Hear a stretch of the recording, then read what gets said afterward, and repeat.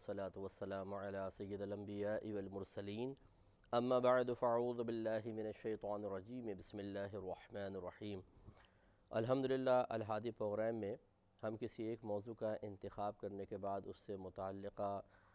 آیات کریمہ مستند تفاسیر کی روشنی میں آپ کی خدمت میں تسلسل سے بیان کر رہے ہیں۔ پچھلے کئی پروگرام اطاعت رسول صلی اللہ علیہ وسلم پر گزرے ہیں، یعنی لفظ اطاعت پر، کہ اللہ تبارک و تعالیٰ کی اطاعت بھی لازم ہے، اس کے حبیب کریم صلی اللہ علیہ وسلم کی اطاعت بھی ہمارے لیے اشد ضروری ہے۔ اور اولی الامر منکم بھی آپ نے آیت میں سنا تھا کہ اور ان کی اطاعت بھی ہم پر لازم ہے جو تم میں سے حکم والے ہیں،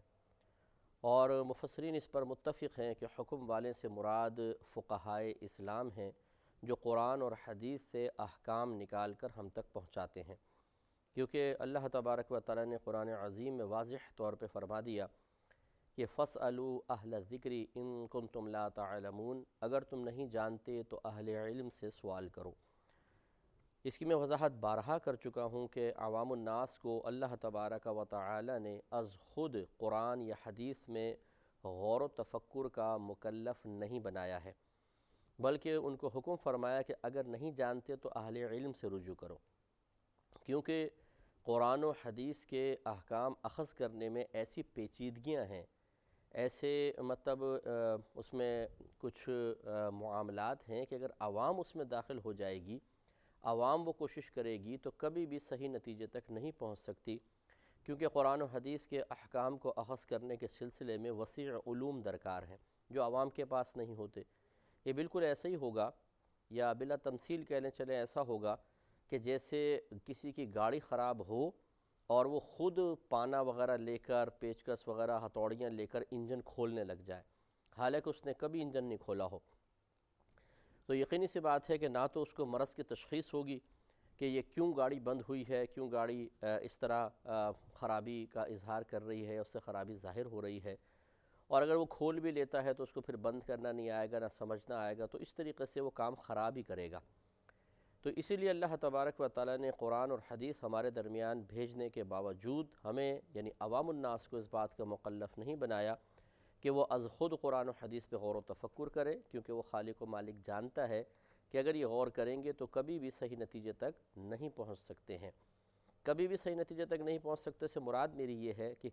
ایسا نتیجہ جس پر خود ایک انسان انتہائی اعتماد کے ساتھ عمل کر سکے۔ اگر عوام الناس کچھ چیز ڈھونڈ بھی لیتی ہے مثال کے طور پہ اور صحیح بھی ہو، تو اس کو اعتماد اس وقت تک حاصل نہیں ہوگا جب تک کسی اچھے عالم سے اس کی تصدیق نہ کروا لیں۔ اور پھر یہ بھی ہوگا کہ اگر عوام کو از خود قرآن و حدیث میں غور کی دعوت دے دی جائے تو ضروری نہیں ہے کہ ہر شخص کچھ نتیجہ مرتب کر کے اس کی تصدیق کسی عالم سے کروائے، بلکہ وہ از خود بس نکل آیا، بس ٹھیک ہے یہ شاید میرا حل ہے، وہ عمل کر جائے گا، اور کثیر مرتبہ ایسا ہوگا کہ وہ ٹھوکر کھا جائے گا، غلطی میں مبتلا ہوگا اور الٹا قرآن و حدیث کے خلاف چل پڑے گا۔ اسی لیے اللہ تعالیٰ نے علماء کے قریب جانے کا مکلف بنایا ہے، جس سے وہ میرے بھائی بہن ذرا درس حاصل کریں، خصوصاً جو باہر کی کنٹریز میں رہتے ہیں۔ مجھے ان سے بھی بہت محبت ہے، ان کا ادب ہے، احترام ہے، بڑے دائرہ ادب میں رہ کے گزارش میں ان سے بھی یہ کرتا ہوں کہ آپ کا باہر کے ملک میں رہنا یہ اس بات کی دلیل نہیں ہے کہ اللہ تعالیٰ نے ہر چیز آپ کے لیے آسان کر دی ہے۔ انسان باہر جاتا ہے تو پھر وہ سمجھتا ہے جیسے زندگی گزارنا آسان ہو گیا، ایسے ہی شاید مجھے اور دیگر قرآن و حدیث کے امور میں غور کرنا بھی آسان ہو گیا ہے، اب اگر میں انٹرنیٹ پہ ریسرچ کروں گا تو میں کچھ نہ کچھ صحیح نتیجہ نکال لوں گا۔ یہ ہر ایک کے بارے میں نہیں کہہ رہا ہوں، ہر ایک ایسا نہیں ہے، لیکن ایک بعض لوگ ایسے ہیں ضرور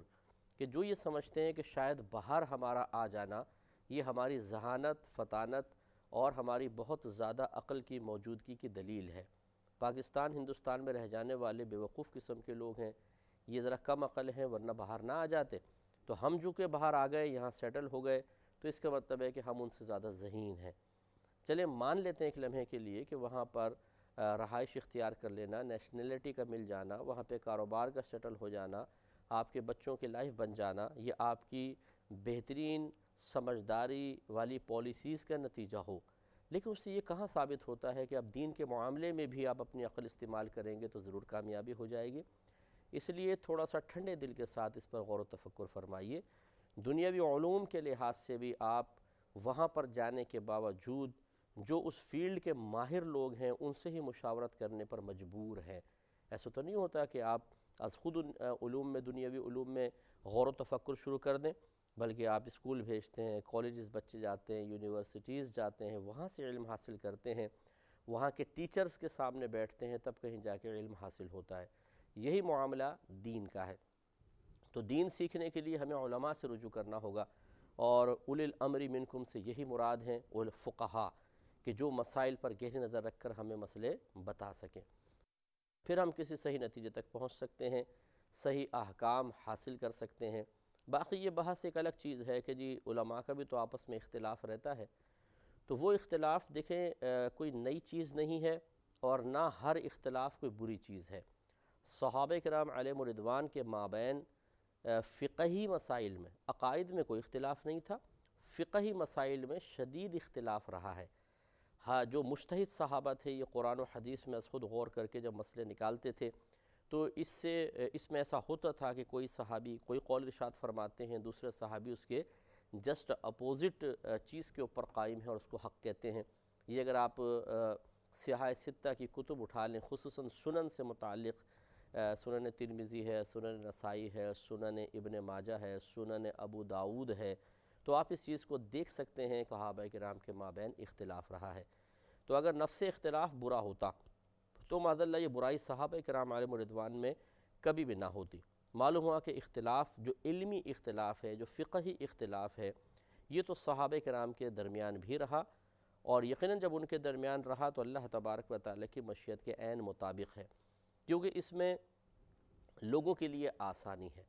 جو عام لوگ ہیں، جو مطلب قرآن و حدیث تک رسائی حاصل نہیں کر پاتے، وہ اگر ایک کو فالو کریں گے انہیں اس میں آسانی لگ رہی ہے، ٹھیک ہے، دوسرا انہیں فالو کر رہا ہے اسے اس میں آسانی لگ رہی ہے،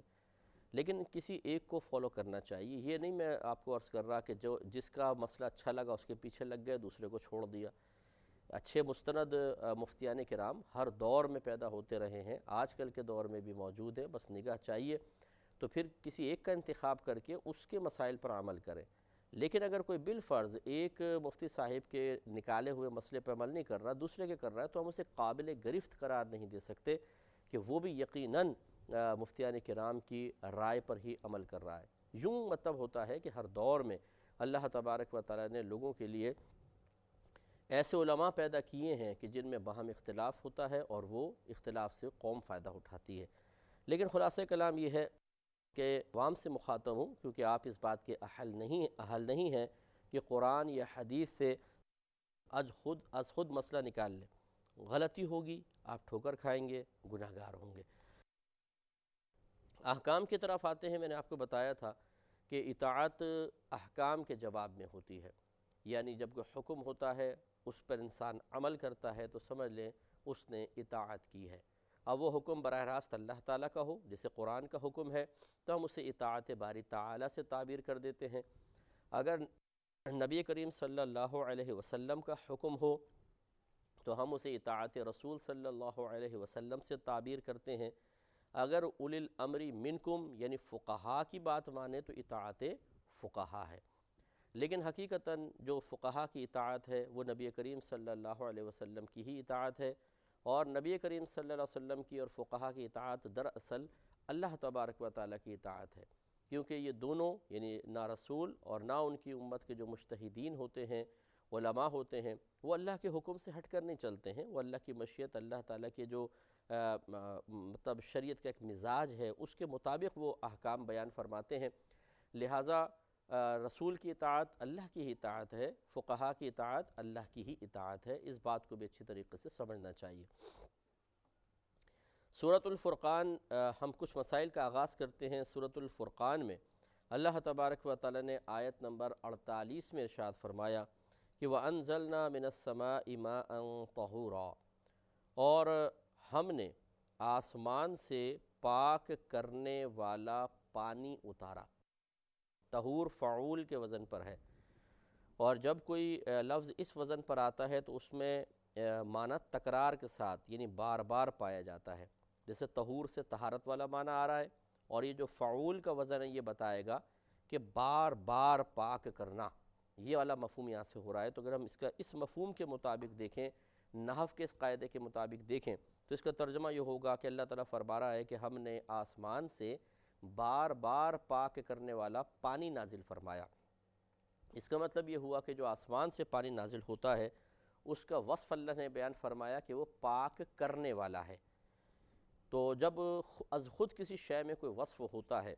تو پھر اس میں ہمیں نیت کر کے اس وصف کو پیدا کرنے کی کوئی ضرورت نہیں ہے، کیونکہ اللہ نے اس کو اسی وصف کے ساتھ پیدا کیا ہے۔ مثال کے طور پر اگر یہ بلیک ہے تو میں کہوں کہ میری نیت یہ ہے کہ یہ بلیک ہے، تو میری نیت سے کیا فرق پڑے گا؟ یہ تو پہلے کالے وصف کو لیے ہوئے ہے۔ اگر آگ جل رہی ہے تو آگ کے اندر اللہ تعالیٰ نے جلانے والا وصف رکھا ہے۔ اب میں بولوں جی میں جلنے کی نیت سے ہاتھ ڈال رہا ہوں، تو میں چاہے نیت کروں نہ کروں ہاتھ جلے گا۔ لہٰذا اگر میں یوں کہوں کہ میں اس نیت سے ہاتھ ڈال رہا ہوں کہ میرا ہاتھ نہ جلے، تو میری نیت سے کیا اس کا وصف زائل ہو جائے گا؟ ایسا نہیں، ہاتھ ڈالوں گا جل جائے گا۔ تو جب اللہ تبارک و تعالیٰ نے پانی کے بارے میں ارشاد فرما دیا کہ اللہ تعالیٰ نے آسمان سے پاک کرنے والا، بار بار پاک کرنے والا پانی نازل فرمایا، تو معلوم یہ ہوا کہ نہ تو ہم اس سے پاکی کے وصف کو دور کر سکتے ہیں، اور نہ اپنی نیت سے ہم یہ کہہ سکتے ہیں کہ جی میں اس سے پاکی حاصل، اس میں پاکی کو پیدا کر رہا ہوں یا میری نیت کی وجہ سے یہ پاک کر رہا ہے، بلکہ اللہ تعالیٰ نے وصف اس میں رکھا ہے۔ یہ پوائنٹ ذرا سمجھنے والا ہوگا، جو آگے انشاءاللہ میں آپ کو اس کی مزید وضاحت بھی عرض کروں گا۔ ایک اور مقام پر یہ سورۃ الانفال ہے اور آیت نمبر ہے 11۔ اللہ تعالیٰ فرماتا ہے وَيُنَزِّلُ عَلَيْكُم مِّنَ السَّمَاءِ مَاءً لِيُطَهِّرَكُم بِهِ وَيُذْهِبَ عَنكُم رِجْسَ الشَّيْطَانِ، اور اللہ تبارک و تعالیٰ نے تم پر آسمان سے پانی نازل فرمایا تاکہ تمہیں اس کے ذریعے پاک کر دے اور لے جائے تم سے شیطان کی ناپاکی کو۔ شیطان کی ناپاکی سے مراد مثلا انسان پہ جنابت طاری ہو جاتی ہے، اور اسی طرح اگر جیسے بہنیں ایام حیض میں ہوتی ہیں پھر فارغ ہوتی ہیں، ان پہ ناپاکی آ جاتی ہے۔ عورت نفاس سے فارغ ہوتی ہے، جب نفاس کمپلیٹ ہو جاتے ہیں یا ایام، تو اس پر ایک ناپاکی آ جاتی ہے۔ ایسی ایک شخص بے وضو ہوتا ہے تو اس پر بھی ایک ناپاکی ہے، یہی وجہ ہے کہ یہ بے وضو حالت میں نماز نہیں پڑھ سکتا ہے۔ تو یہ اللہ تعالیٰ بیان فرما رہا ہے کہ ہم نے آسمان سے پاک کرنے والا پانی نازل فرمایا جو تم سے شیطان کی گندگی کو دور کر دیتا ہے، یعنی اس قسم کی ناپاکیاں جو آپ کو نظر بھی نہیں آتی، لیکن اللہ تعالیٰ نے ان ناپاکیوں کو ناپاکی قرار دیا ہے، نجاست قرار دیا ہے، ان سب کو یہ پانی دور کر دیتا ہے۔ تو اس سے یہ معلوم ہوا کہ پانی فی نفسہ ہی پاک کرنے والا ہے اور یہ گندگی کو دور کرتا ہے۔ لہٰذا اب علماء نے یہ بیان فرمایا کہ یہ تو قرآن آسمان سے جو پانی نازل ہو رہا ہے اس کا وصف ہے کہ وہ پاک کرنے والا ہے۔ تو اس پر غور و تفکر کیا گیا کہ جو آسمان سے پانی نازل ہو رہا ہے اس میں کون کون سے اوصاف ہیں، جو اوصاف اس پانی کے اندر موجود تھے، بس اگر کوئی پانی زمینی پانی جو ہے وہ آسمان سے اترنے والے پانی کی مثل ہوگا تو وہی فائدہ دے گا جو آسمان سے اترنے والا پانی دے رہا ہے۔ تو جو آسمان سے پانی اترتا ہے، پہلی بات تو یہ کہ اس کو لفظ پانی کہتے ہیں، ماءن، عربک میں ماءن کہتے ہیں، اس کا نام پانی ہوتا ہے۔ دوسری بات یہ ہے کہ وہ بے رنگ ہوتا ہے، بے ذائقہ ہوتا ہے، اس کا کوئی ذائقہ نہیں، اس کا رنگ نہیں ہے۔ بعض فقہاء نے ضرور فرمایا کہ پانی اپنا ایک رنگ رکھتا ہے، لیکن کلر لیس، سائنس ہی کہتی ہے، یا عام طور پہ دیکھیں تو وہ کلر لیس ہی نظر آتا ہے، بے رنگ ہے، بے ذائقہ ہے، اس کو اپنا کوئی ذائقہ نہیں، اور اس کی اپنی کوئی خوشبو نہیں ہے پانی کی، بے رنگ، بے بو اور بے مزہ۔ لیکن قربان جائیے اللہ تبارک و تعالیٰ کی قدرت کی کہ امپورٹنس اتنی زیادہ ہے کہ یہ نہ ملے تو انسان مر جائے، اور اس کے بغیر آنتیں سکون سے نہیں رہتی ہیں۔ آپ شربت پیتے چلے جائیں، کولڈ ڈرنک پیتے چلے جائیں، پانی نہ پئیں، آپ کی طبیعت سیر نہیں ہوگی، اور آپ ایک گلاس پانی پی لیں ایک دم ٹھنڈک سی پڑ جائے گی۔ تو یہ پانی جو اللہ تعالیٰ نے آسمان سے اتارا ہے یہ بے رنگ ہوتا ہے، بے بو ہوتا ہے، بے مزہ، لیکن امپورٹنٹ ہے۔ تو ایک تو اس کا نام پانی ہے، دوسرا اس کا کوئی رنگ نہیں، بو نہیں، مزہ نہیں ہے۔ تیسری بات یہ ہے کہ اس پانی میں تھوڑی بہت مٹی شامل ہو جاتی ہے کہ جب یہ آسمان سے نازل ہوتا ہے تو یقینی سی بات ہے جو فضا میں گرد ہوتی ہے وہ اس پانی کے اندر شامل ہو کر اترتی ہے. تو اس لیے فقہاء نے فرمایا کہ تھوڑی بہت اگر اس میں گرد شامل ہوتی ہے تو یہ آسمانی پانی، اللہ نے اس کے باوجود اسے فرمایا کہ یہ پانی پاک کرنے والا ہے. تو اس کا مطلب یہ ہے کہ جو پانی دنیا کے اندر بھی ہو اور تھوڑی بہت اس میں کوئی پاک شے مل جائے تو وہ بھی پانی ہی کہلائے گا اور اس کا وہی وصف ہوگا کہ وہ پاک کرنے والا ہوگا. اسی طرح جو آسمان سے پانی نازل ہوا، آپ دیکھیں اسے ہم نے کسی چیز سے کشید کر کے نہیں نکالا. جیسے تربوز ہے، اس کو آپ دبائیں تو اس کا پانی نکل جاتا ہے، کنو کو کا رس نکال لیں، آم کا رس نکال لیں. ایسے بعض درخت ایسے ہوتے ہیں جن میں پانی جمع ہوتا ہے. اگر ان جیسے کیلے کا درخت اگر آپ نے دیکھا ہو، اس کی ٹہنی کو اگر آپ یوں بل دیں تو اس سے بھی پانی نکلتا ہے. اور افریقہ میں بعض درخت ایسے ہیں جن سے مسلسل پانی ٹپکتا ہے کہ آپ بالٹی رکھ دیں تو بالٹی بھر جائے. تو یہ جو آسمان سے پانی نازل ہوتا ہے، یقینی سی بات ہے یہ کسی سے کشید کر کے تو نہیں نکالا گیا.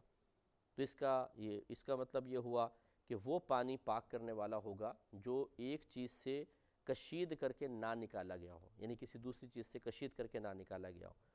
تو اب یہ جو آسمان سے پانی نازل ہو رہا ہے اس میں چند اوصاف ہوئے. ایک تو یہ صاف ستھرا ہوتا ہے، یعنی یہ کا رنگ نہیں، بو نہیں، مزہ نہیں، اسے پانی کہتے ہیں. اور تھوڑی بہت گرد ملی ہوتی ہے وہ الگ مسئلہ ہے. اسی طرح اس کو کسی سے کشید کر کے نہیں نکالا گیا ہوتا. بس اب جو دنیا کے جتنے بھی پانی ہیں اس وصف پر باقی ہوں گے تو وہ سمجھ لیں کہ پاک کرنے کا فائدہ دیں گے، اور جو اس وصف پر باقی نہیں ہوں گے وہ پاک کرنے کا فائدہ نہیں دیں گے. لہٰذا مثال کے طور پر اسی لیے فقہاء نے فرمایا کہ اگر پانی میں کوئی چیز ایسی ملا دی جائے جو پانی کو اس کے نام سے باہر نکال دے، یعنی اس سے کوئی اور نام بن جائے، پانی نام نہ رہے، تو وہ پاک کرنے والا نہیں ہوگا، کیونکہ اب یہ پانی اس وصف پہ نہیں رہا جو آسمان سے نازل ہوا تھا. اس پر میں مزید کلام کروں گا نیکسٹ پروگرام میں.